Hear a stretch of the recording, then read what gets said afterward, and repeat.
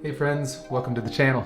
This is part 2 of my home brewing series. In part 1, I covered the brewing process basics, brewing timelines, some different brewing methods, and the equipment you'll need to get started with brewing. In this video, I will go through a typical brew day as I make a beer called Caribou Slobber, which is an American brown ale. I'll also cover some beer making equipment upgrades that I use in my home brewing process. Let's get into it. The first thing you need to think about when getting ready to brew is when do you want your beer ready by? If you have a holiday or a party coming up and you want your beer ready by then you need to backdate until you get to what day you actually need to brew by. A couple guidelines to help you in planning is an average ale beer will take about 6 weeks from start to finish, and an average lager will take about 10 weeks from start to finish. Every beer and recipe is a little bit different, so make sure to check your recipe for the total duration start to finish of how long your beer will take.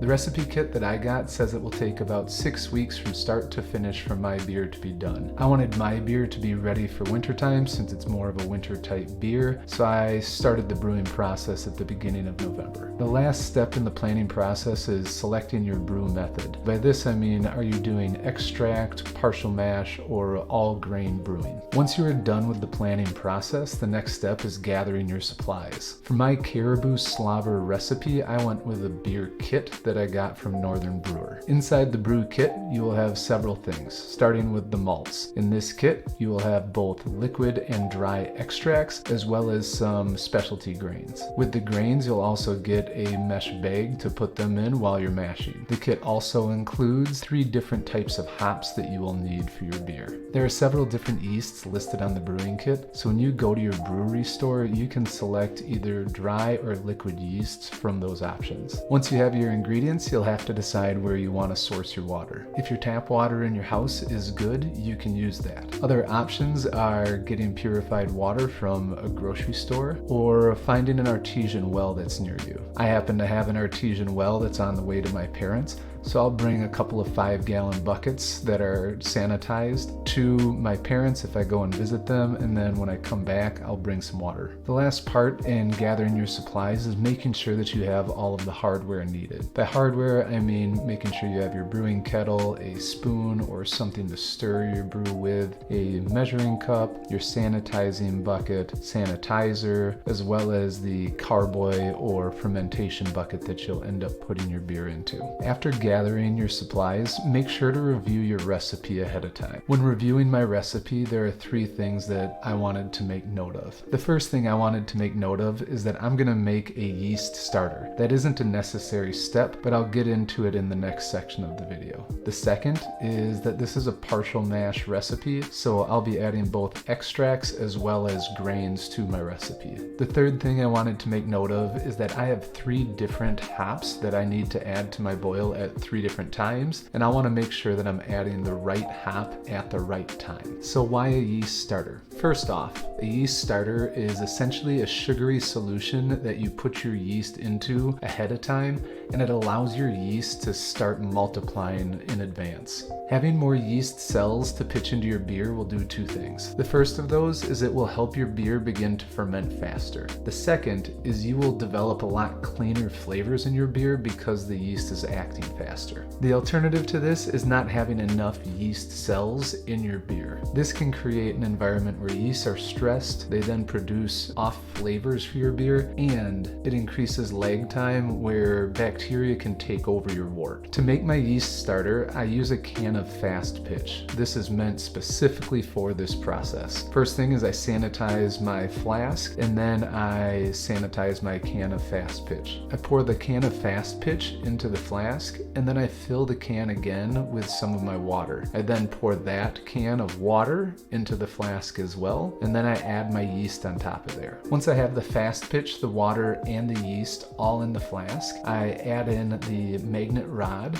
into the bottom, and then I add the sanitized stopper to the top of the flask. I am using a Maelstrom stir plate, and what this allows me to do is that little rod that I put into the flask, there are magnets in the stir plate and magnets in the rod. That will allow the rod to spin rapidly and then aerating the mixture in the flask. I let the yeast starter spin for a few days in advance, which gives it time for the yeast to multiply. Next is brew day, the fun stuff. The first thing I always do on brew day is I get all of the supplies that I'm going to need and I set them on my table. I then start by making a large batch of sanitizer. For me, I use One Step as my sanitizer, and I put 1 tablespoon of sanitizer in my sanitizing bucket for every 1 gallon of water in the sanitizing bucket. I usually start by making 3 to 4 gallons of sanitizer on brew day. What that allows me to do is have plenty of sanitizer for cleaning out kegs, carboys, my brew kettle, and then also having another little container of sanitizer outside while I'm brewing. When using your sanitizer, there are a couple of things to know. First, check on how long items need to sanitize for to kill off bacteria. Second, sanitizer won't affect the flavor of your beer. So if there's some inside a carboy or something like that, don't use water to rinse it out. That would just be reintroducing other potential bacteria to the process. Next, I create my brewing station outside. To do this, I make a makeshift table, and then I set my burner on top of that. I connect my burner to a propane tank, and then I bring out my brew kettle. First step is adding a couple of gallons of water to my brew kettle and starting to heat it up. While the brew kettle is heating, I add my specialty grains to my mesh bag, and I tie that off in a knot, and I put it in the water. I should get my water to about 170 degrees or wait 20 minutes. I try to time those out so that it gets to 170 degrees at 20 minutes. And what this is doing is it's adding some of those flavors and colors to the water. While the water is heating up, I will take my tongs and squeeze that bag to help more water work its way through the mesh bag and interact with the grains. Once my 20-minute timer is up, I will use those tongs and I'll pull my grain bag out after making sure to rinse the water out of it. After this, I crank up the heat to the brew kettle and try to get it to a boil as fast as possible. Once my wort gets to a boil, I turn off the heat and I add my dried malt extract and my liquid malt extract. When adding the extracts, I'm using my stir stick to mix everything in there nicely, making sure that the liquid malt extract isn't sitting on the bottom of the kettle and burning. It is important to have your burner turned off at this point. Adding all of the sugars to the wort can increase the chances of boil over, and now it is all sugary and that will make a big mess. Now you are done with the mashing process and you're moving into the boil. You officially have wort now. My recipe follows the 1-hour boil process. The boiling process accomplishes 3 things. First, it concentrates your wort. Second, it kills off bacteria and wild yeast that may enter into the process. Third, it extracts flavors from hops. The amount of time that hops are in your wort determines how it affects it. Adding hops at the beginning of your boil, so with 60 minutes left, leads to bittering. Adding hops halfway through, so at about 30 minutes, leads to different flavors. Adding hops to the end of your boil, so with 15 to 0 minutes left, adds to the aroma of the beer. The hops that I am using all come in 1-ounce packages, and I add them to a fine mesh bag throughout the boiling process. Once your boil is complete, you chill your wort as fast as possible. The purpose of this is so that when you add your yeast to it later, you don't kill the yeast from too high of temperatures. My recipe calls for chilling my wort to 80 degrees or less. To chill my wort as fast as possible, I connect my wort chiller to my spigot outside, and then I set it in my brew kettle. I then swirl it around to try to chill it as fast as possible. I've also used a utilities sink and set my brew kettle in the sink with a ice bath around it and the wort chiller inside of it, and I've found that to be a very effective way of chilling your wort as well. Once you are done chilling your wort, it is time to rack it. To do this, I slowly pour my wort into my glass carboy,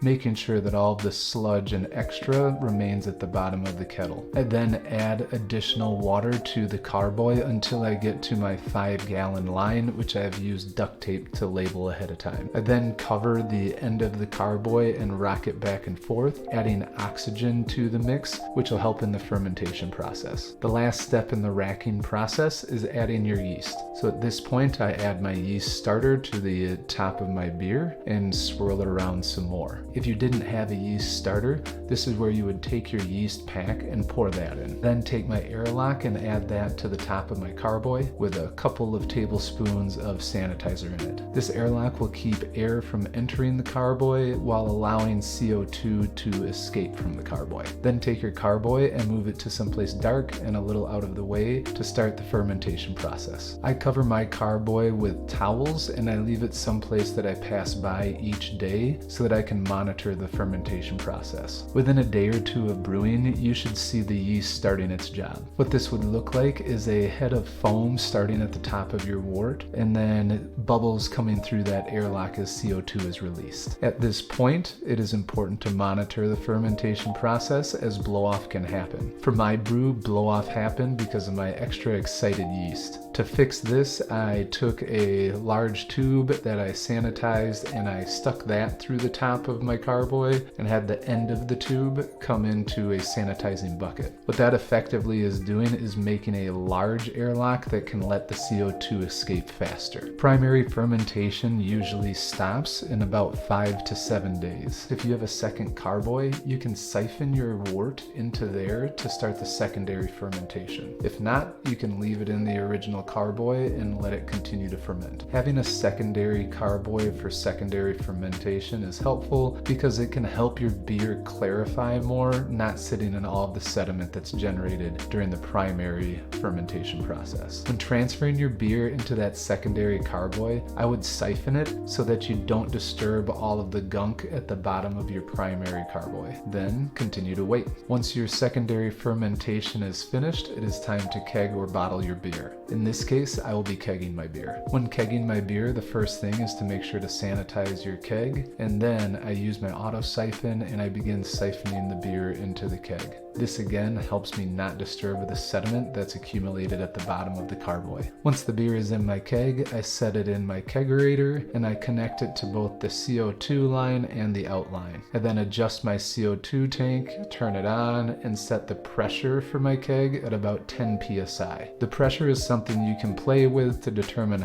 how bubbly or not you want your beer to be. I check my psi every couple of days to make sure that it hasn't dropped, which it oftentimes will do when you first are connecting your keg. If you chose to bottle your beer rather than keg it, this is the point where you would add some priming sugar to your beer, and then you would use an auto siphon and a filler tube to fill each bottle individually and then cap them. And congratulations, you've made a beer. Now it's time to enjoy with friends and family. Over the years, as I've continued to brew, I've picked up some additional equipment and add-ons, so I'll share those here and the why behind getting them. The first add-on would be using a stir plate for yeast starters. The reason I did this is because I noticed that the fermentation process for beers I was making was taking longer than I wanted. The second area that I would consider an add-on is getting a larger brew kettle. I ended up getting an 8-gallon brew kettle, which allowed me to brew a full 5-gallon batch at a time rather than a concentrate where I'm adding water to it later. One of the biggest add-ons for me has been my Bleakman burner. I ended up getting this burner because when I started off brewing, I was brewing in my house on my stovetop. I would have to use 3 burners on my stovetop to get my kettle to heat up the way I needed it to. This also allowed me to not brew in the house and be outdoors, which is what I really wanted to do. The next item I'd consider to be an add-on is a wort chiller. You don't need this because you can always just use an ice bath, but I found a wort chiller really helps to chill your beer faster. I would consider my carboys add-ons, but I was lucky enough to have a couple of friends and family members who had brewed in the past, and so I was able to get items from them. Lastly is my kegerator. After brewing several batches of beer and bottling them all, I found that that was the most tedious part of the whole process. Having a kegerator and being able to pour my beer straight into a keg, hook it up to the CO2 tank, and then have beer on tap, I found has been a lot easier. Another part of my kegerator was it was one more DIY project that my kids could help me with, which added some fun. I'll include a link in the description on how to make your own kegerator/keezer. My next add-on that I plan to purchase would be a refractometer. This isn't a necessity as I have yet to have a batch of beer go bad by just following the recipe and their timelines. The refractometer can take that to another level and can give me another data point to have fun with. I hope this walkthrough of brewing a batch of beer with me has been helpful. Homebrewing is a fun process that doesn't take much time or effort. As always, please leave comments and feedback below. I'd appreciate a subscribe. Take care, and I'll see you later.